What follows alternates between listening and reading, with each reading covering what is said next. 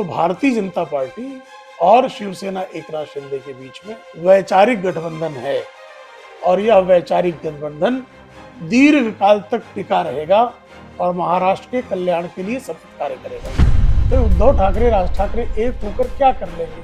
तो क्या लगता है कि आपको कि बीएमसी के चुनाव में मुख्य प्रतिद्वंदी कौन है, यूबीटी है या कांग्रेस है? मुंबई का महापौर छत्रपति शिवराय के विचारों में विश्वास रखने वाला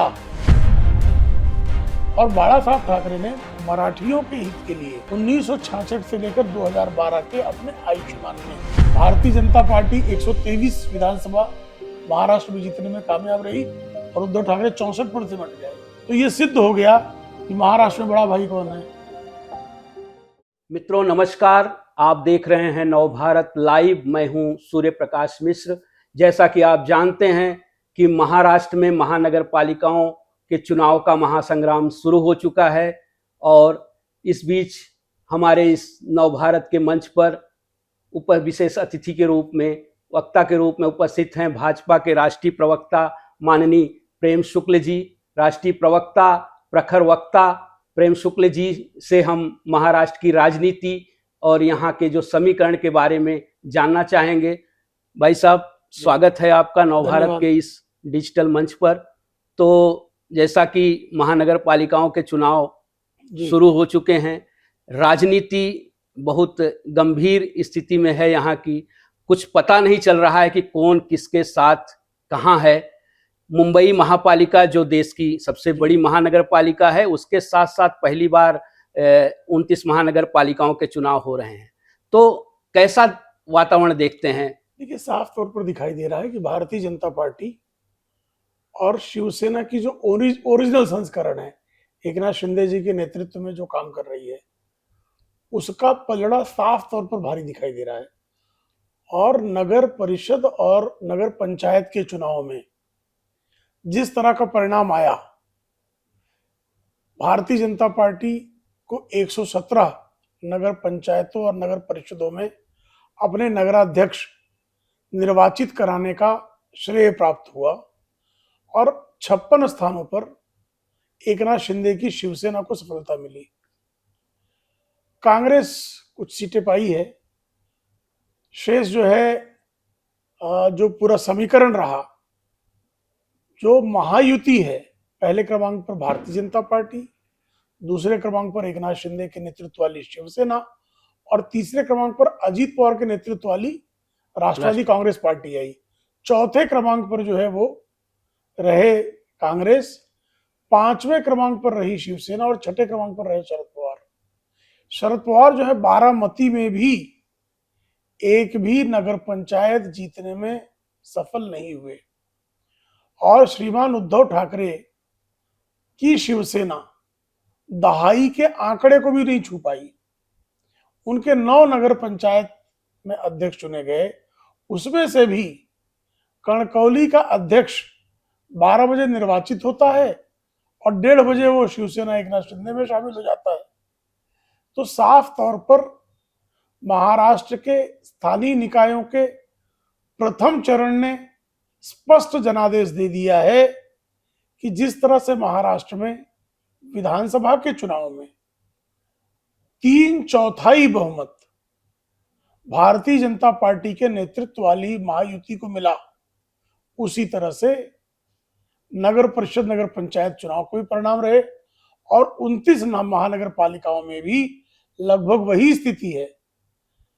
नामांकन भरने, नामांकन वापस लेने की तारीखों के बीच में जिस तरह से 64 निर्विरोध नगर सेवक भारतीय जनता पार्टी, शिवसेना एकनाथ शिंदे और अजीत पवार के चुनकर आए हैं, वो अपने आप में सारी कहानी बयान कर दे रहे हैं। नहीं, बिल्कुल आपने सही कहा कि 64 नगर सेवक चुन कर आए हैं। पहली बार महाराष्ट्र के महानगर पालिका के चुनाव में इतिहास में हुआ है कि जो इतनी बड़ी संख्या में सत्ताधारी पार्टी जैसे महायुति, उसमें बीजेपी नंबर 1 पर, शिवसेना एकनाथ शिंदे जी 2 नंबर पर और 2 राष्ट्रवादी के। तो जो ये समीकरण बना है और इस पर जो प्रतिक्रिया उभर कर आई है कि इतनी बड़ी संख्या में निर्विरोध चुनकर कैसे आए, सत्ता का दुरुपयोग हुआ है, सत्ताधारी पार्टी की तरफ से इस तरह के आरोप नहीं, लग रहे हैं। सत्ता का दुरुपयोग हो तो सामने आएगा, उसका कोई प्रमाण चाहिए ना जी कि सत्ता का दुरुपयोग है। चूंकि जनता का प्रचंड उत्साह भारतीय जनता पार्टी के लोगों की तरफ है, ऐसे में विपक्ष के अधिकांश प्रत्याशी अपना समय, अपना धन गंवाना नहीं चाहते, इसलिए उन्होंने नामांकन के दौरान ही अपने समर्थकों की संख्या को भांप कर अपना पर्चा वापस कर लिया। नहीं, विपक्ष तो कहीं उस तरीके से जिस तरह से आप कह रहे हैं माहौल भी है, नजर नहीं आ रहा है। बीएमसी का चुनाव छोड़ दिया जाए तो बाकी महानगर पालिका, एमएमआर आपका बड़ा अध्ययन रहा है, आप बड़ी पत्रकार रहे हैं पूरा, लेकिन जो स्थिति बन रही है वो एक तरफा क्यों बन रही है? मुंबई महानगर पालिका में भी नहीं है जी। मुंबई महानगर पालिका में पिछले 3-4 महीनों से सिर्फ आप एक समाचार सुनते हैं कि उद्धव ठाकरे राज ठाकरे एक हो गए। तो उद्धव ठाकरे राज ठाकरे एक होकर क्या कर लेंगे? आप शिवसेना की स्थापना 1966 में हुई, 1968 में पहली बार चुनाव लड़े, से लेकर 2017 तक महानगर पालिका के जितने चुनाव हुए बिना गठबंधन के, बाला साहब ठाकरे की लोकप्रियता जब शिखर पर थी, चरम पर थी, तब भी बिना गठबंधन के क्या शिवसेना कभी अकेले के बूते चुनाव जीती है? भाई राज ठाकरे और उद्धव ठाकरे बाला साहब ठाकरे की लोकप्रियता के दौरान एक थे। 1992 का चुनाव हुआ, भारतीय जनता पार्टी से गठबंधन टूट गया था और कांग्रेस सत्ता में आ गई थी मुंबई महानगर पालिका के। 92 में तो शिवसेना पूरे उफान पर थी ना। बाला साहब ठाकरे की लोकप्रियता जो है चरम पर थी। हिंदू हृदय सम्राट की बिरुदावली के नाते वो हिंदुओं में अत्यंत लोकप्रिय थे। लेकिन क्या दशा हुई? तो उसके बाद चाहे 97 का चुनाव हो, 2002 का हो, 7 का हो, 12 का हो, क्या दशा रही? और फिर 17 में अलग अलग लड़े। 84 सीटें जो है उद्धव ठाकरे के नेतृत्व वाली शिवसेना एकीकृत को मिली, 82 भारतीय जनता पार्टी को मिली। उद्धव ठाकरे के चचेरे भाई श्रीमान राज ठाकरे को 8 सीटें मिली थी, उसमें से भी 7 उनके तोड़ लिए थे उद्धव ठाकरे ने। कोई शिवसेना छोड़कर जाता तो उसको क्या कहते हैं? गद्दार कहा जाता है। तो वो मनसे से जो टूट के आए थे वो कौन लोग थे? खुद्दार थे। लेकिन मराठी मुद्दे पर आपको क्या लगता है? मराठी मुद्दे पर दोनों भाई एकत्र आए हैं और चाहते हैं कि उनके साथ मराठी वोटर आएगा, तो आपको क्या लगता है कि ये वाकई में ये मुद्दा उनका काम करेगा? भाई मराठी का मुद्दा हुआ करता था 1960 के दशक में, जब मुंबई के रोजगार में दाक्षिणात्य लोगों की संख्या सरकारी और जो पब्लिक सेक्टर यूनिट्स थी, सार्वजनिक उपक्रम के जो संस्थान थे, उनकी नौकरियों में दक्षिण भारतीय लोगों की बहुतायत थी। आकाशवाणी में जो जहां से ये आंदोलन प्रारंभ होता है, सिर्फ एक कर्मचारी मराठी था। आज ऐसी स्थिति है क्या? अब मराठी का वह भावनात्मक मुद्दा शेष नहीं बचा है और बाला साहब ठाकरे ने मराठियों के हित के लिए 1966 से लेकर 2012 के अपने आयुष्मान में तमाम कार्य किए। उद्धव ठाकरे और राज ठाकरे दोनों मिलकर बता दें कि महामुंबई के मराठियों के लिए 5 कौन से काम उनके हैं। 5 काम गिना दें, ये 5 काम हमने किए। नहीं, लेकिन पिछले 25 सालों का अगर इतिहास देखा जाए तो शिवसेना भाजपा जो है एकत्र रही है, महापालिकाओं में भी एकत्र शासन किया है उन्होंने। तो एक तरफा आरोप लगाना कितना सही होगा कि उद्धव ठाकरे ने क्या किया या उनकी शिवसेना ने क्या किया? क्योंकि आप भी भाजपा भी सत्ता में सहभागी रही। भाजपा स्टैंडिंग कमेटी के चेयरमैन कोई भाजपा का हुआ क्या? उप महापौर होते थे। महापौर हुआ क्या? जी नहीं। सबसे बड़ी जिम्मेदारी संस्था कौन सी है? Standing committee. एक बार चेयरमैन हुआ क्या? नहीं हुआ। और जब हमारे 82 नगर सेवक थे ना, उनके 84 थे जी, तब भी ये भाजपा की उदारता का अतिरेक था कि आदरणीय देवेंद्र फडणवीस ने एक भी समिति की अध्यक्षता नहीं ली। उद्धव ठाकरे पर कृपा की, लेकिन उद्धव ठाकरे जो हैं उस कृपा के बदले उन्होंने पीठ में खंजर घोंपा। तो मुंबई का मराठी सूर्याजी पिसाल किसको मानेगा? लेकिन उस समय तो उद्धव ठाकरे को बड़ा भाई मानकर या जो भी कौन उद्धव बीजेपी ठाकरे ने बड़ा भाई? बीजेपी ने उनको दे दिया था। हाँ, नहीं दिया था, दिया कृपा था। की थी, बड़ा भाई भाई नहीं माना था। बड़ा भाई का हाँ। युद्ध उन्होंने 2014 में लड़े। जी बड़ा भाई का की लड़ाई जी श्रीमान उद्धव ठाकरे ने 2014 के 17 विधानसभा में दिया उनको। नहीं 2014 के विधानसभा चुनाव में मैं बड़ा भाई हूं इस नाते वो भाजपा से लड़े और बड़े बुरी तरह से हारे। भारतीय जनता पार्टी 123 विधानसभा महाराष्ट्र में जीतने में कामयाब रही और उद्धव ठाकरे 64 पर सिमट गए। तो ये सिद्ध हो गया कि महाराष्ट्र में बड़ा भाई कौन है, भारतीय जनता पार्टी। तो क्या लगता है कि आपको कि बीएमसी के चुनाव में मुख्य प्रतिद्वंदी कौन है, यूबीटी है या कांग्रेस है? क्योंकि कांग्रेस भी मतलब महाविकास आघाड़ी उनकी बिखर चुकी है इस प्रतिद्वंदिता समय। 1 नंबर और 2 नंबर के लिए है ही नहीं। 1 नंबर की पार्टी भारतीय जनता पार्टी होगी, 2 नंबर की पार्टी शिवसेना एकनाथ शिंदे के नेतृत्व वाली होगी। लड़ाई तीसरे नंबर के लिए है जी कि तीसरे नंबर पर कांग्रेस आएगी कि तीसरे नंबर पर जो है वो उद्धव यूबीटी। ठाकरे आएंगे। और लड़ाई और कुछ नहीं है। मुसलमानों का नेता कौन है? जी मराठी शिव छत्रपति को मानने वाले हिंदुओं का नेता देवेंद्र फडणवीस हैं, ये स्पष्ट है। एकनाथ शिंदे हैं, ये स्पष्ट है। मुसलमानों का नेता कौन है? वो मियां उद्धव ठाकरे हैं कि वर्षा गायकवाड़ है? नहीं, फिर भी हिंदू मुस्लिम मुद्दा जो है ये बीएमसी के चुनाव में जोर पकड़ा रहा है या मतलब जोर अच्छा, पकड़ मुझे चुका कृपा है? करके बताइए ना, उत्तर भारतीयों को मराठी बोलने के लिए थप्पड़ मारने की घटनाएं आपने 10-20 देखी होंगी। उद्धव और राज के तथाकथित शिवसैनिकों ने मारा। किसी बांग्लादेशी को मराठी बोलने के लिए मारा क्या? क्यों नहीं मारा? वो भी बांग्लादेशी दामाद है उद्धव ठाकरे के, क्यों नहीं मारते भाई? राज ठाकरे को बांग्लादेशियों से प्रेम क्यों है? उत्तर भारतीयों से नफरत। जो उत्तर भारतीय पीढ़ी दर पीढ़ी मुंबई की सेवा करते रहे हैं, जिन उत्तर भारतीयों ने महाराष्ट्र में मुंबई को शामिल करने के लिए अपने प्राणों का बलिदान दिया है, हुतात्मा चौक में जो जिन बलिदानियों की सूची लिखी गई है सो 5 उत्तर भारतीय हैं। बांग्लादेशी हैं क्या? मुसलमान हैं क्या? लेकिन आपने कहा कि उत्तर भारतीयों का योगदान है ना? है, लेकिन टिकट बंटवारे में बीजेपी ने बीजेपी पूरी नहीं तरह दिया। अवहेलना की, ऐसा कहाँ अवहेलना आरोप की? लग रहा है कहाँ अवहेलना कि की? कांग्रेस ने ज्यादा टिकट कहाँ दिए दिया? हैं और कहाँ बीजेपी ने दिया? कम टिकट दिए हैं, कांग्रेस के उत्तर टिकट भारतीयों को प्रतिनिधित्व कम मिला है। कांग्रेस का 227 वार्डों में से 20 वार्ड में कांग्रेस ही कोई टिकट ही नहीं मांग रहा था।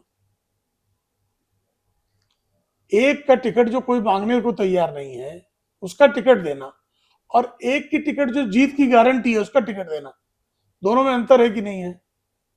भारतीय जनता पार्टी के 3 विधायक महामुंबई से चुनकर आए। बिल्कुल। श्रीमती विद्या ठाकुर, श्रीमती स्नेहा दुबे, श्री संजय उपाध्याय। कांग्रेस का कौन है?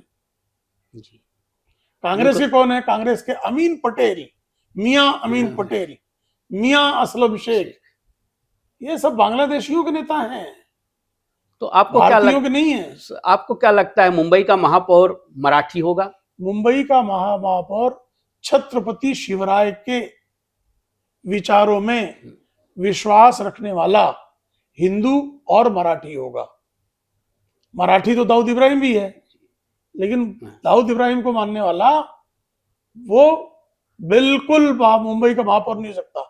सूर्याजी पिसाल को मानने वाला, सूर्याजी बाला साहब ठाकरे ने 1992 के दंगों के समय शरद पवार को सूर्याजी पिसाल कहा था, और 1995 के चुनाव प्रचार में ममद्या कहते थे। तो ये जो ममद्या है शरद पवार, उसको मानने वाला नहीं होगा, छत्रपति शिवराय को मानने वाला मराठी होगा।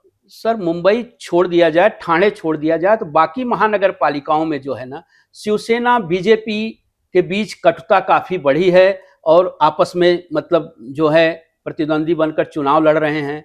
तो इसका असर महायुति सरकार पर कितना होगा और आने वाला समीकरण किस तरह? देखिए, नगर पंचायत और नगर परिषद के चुनाव में भी शिवसेना एकनाथ शिंदे और भारतीय जनता पार्टी के प्रत्याशी एक दूसरे के विरुद्ध लड़े, लेकिन चुनाव परिणाम आने के बाद दोनों साथ आ गए। तो भारतीय जनता पार्टी और शिवसेना एकनाथ शिंदे के बीच में वैचारिक गठबंधन है, और यह वैचारिक गठबंधन दीर्घ काल तक टिका रहेगा और महाराष्ट्र के कल्याण के लिए सतत कार्य करेगा।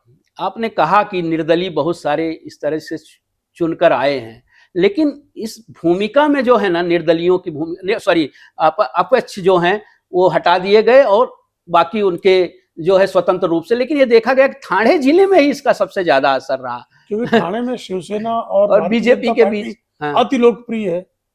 इसका बीच में मतलब एक देखा जा रहा है कि जैसे प्रदेश अध्यक्ष आपके जो हैं और एकनाथ शिंदे, क्योंकि एकनाथ शिंदे जी के पुत्र कल्याण से सांसद हैं, ठाणे जिला जो है एकनाथ शिंदे जी का गढ़ माना जाता है, तो यहाँ और उस तरफ आपने गणेश नाइक को लगा रखा है। इस तरफ की कटुता आपके विधायक प्रताप सरनाइक और मेहता में चल रही है, तो किस तरीके की स्वस्थ प्रतिद्वंदिता है। ये मतदाताओं में आप ये संदेश पहुंचाने में कामयाब हो रही है। एक नंबर पर भाजपा रहेगी, जैसे मीरा भाईंदर में महापौर भाजपा का होगा जी, और जो है उसको समर्थन करने के लिए प्रताप सरनाइक रहेंगे, शिवसेना रहेगी।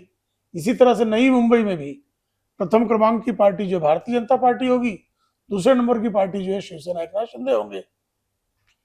ये कहा जा रहा है कि ज्यादातर जगहों पर बीएमसी तो बहुत बड़ी बात है, ज्यादातर जगहों पर अब बीजेपी बड़े भाई की भूमिका में आ गई, जो कभी शिवसेना के पीछे हुआ करती थी, कभी शिवसेना के पीछे मतलब बीएमसी में भी रहा और कुछ टीएमसी का उदाहरण देख रहे हैं। समझ लीजिए शिवसेना का जन्म कब हुआ?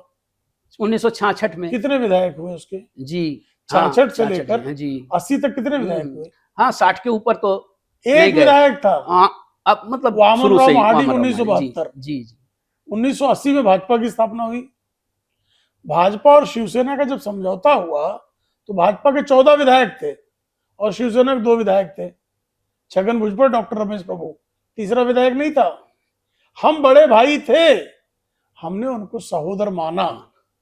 और बाला साहब ठाकरे कहते थे बड़े भाई छोटे भाई का सवाल ही नहीं पैदा होता है, हम दोनों पड़ोसी हैं, हमसे शेजारी शब्द का प्रयोग शिवसेना प्रमुख बाला साहब ठाकरे ने किया, इसलिए वो शेजार धर्म चलता रहा।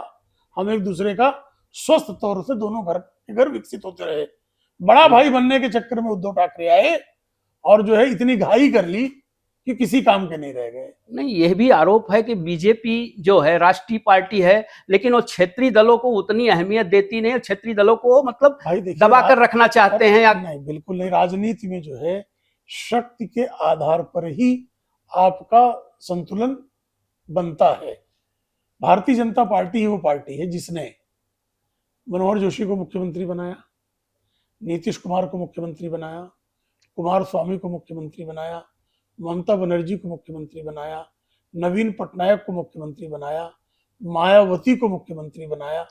और बताइए कांग्रेस ने कितने मुख्यमंत्री बनाए? बिल्कुल मुख्यमंत्री एकनाथ शिंदे जी को भी मुख्यमंत्री बनाया। तो भारतीय जनता पार्टी अपने सहयोगियों को राज्य के सर्वोच्च संवैधानिक पद पर विराजमान करने का कीर्तिमान बना चुकी है। क्या आपको लगता है कि जिस तरह उद्धव ठाकरे की सीटें ज्यादा थी, ठीक है 2 सीटों का आधा, अगर इस बार भी बीएमसी में कुछ ऐसा हो सकता है क्या कि अगर सीटें कम ज्यादा आई फिर भी अगर शिवसेना को उद्धव ठाकरे महापौर पद मिले? उद्धव ठाकरे के पास क्या है? भी एकनाथ शिंदे जी की बात कर रहा हूं मैं। एकनाथ शिंदे अगर ज्यादा सीटें ले आएंगे तो बना देंगे महापौर, मतलब ज्यादा सीटें लाएंगे। ज्यादा सीटें हैं कहाँ? जैसे बिहार का जो है समीकरण यहाँ बीएमसी पे लागू नहीं होगा कि जैसे कम वहां ज्यादा आप सीटें पाते हैं और मुख्यमंत्री। बिहार में पहले से घोषित था फार्मूला कि मुख्यमंत्री नीतीश कुमार होंगे, ये पहले से घोषित था। और इस चुनाव में भी घोषित किया गया था कि मुख्यमंत्री पद की कुर्सी खाली नहीं है, यानी मुख्यमंत्री नीतीश कुमार है। नहीं, देवेंद्र फडणवीस जी कह रहे हैं महापौर महायुति का होगा, कभी उन्होंने नहीं कहा बीजेपी का होगा। आप तो महायुति का ही होगा, अभी तो गठबंधन है ना, गठबंधन में तो महायुति का होगा। कल समझिए तय हो जाए कि XYZ इस कैटेगरी का महापौर होगा और उस कैटेगरी का नगर सेवक जो है सिर्फ शिंदे जी की सेना में हो तो या सिर्फ भाजपा में हो तो, मतलब संभावना अनंत है। जैसा कि आपने देखा हमारे राष्ट्रीय प्रवक्ता प्रेम शुक्ल जी ने कहा कि संभावनाएं अनंत हैं और उन्होंने बड़ी बेबाकी के साथ अपनी पार्टी का पक्ष हमारे नवभारत डिजिटल के इस प्लेटफॉर्म पर आकर रखा। इसके लिए हम आपका बहुत बहुत धन्यवाद करते हैं। धन्यवाद। नमस्कार।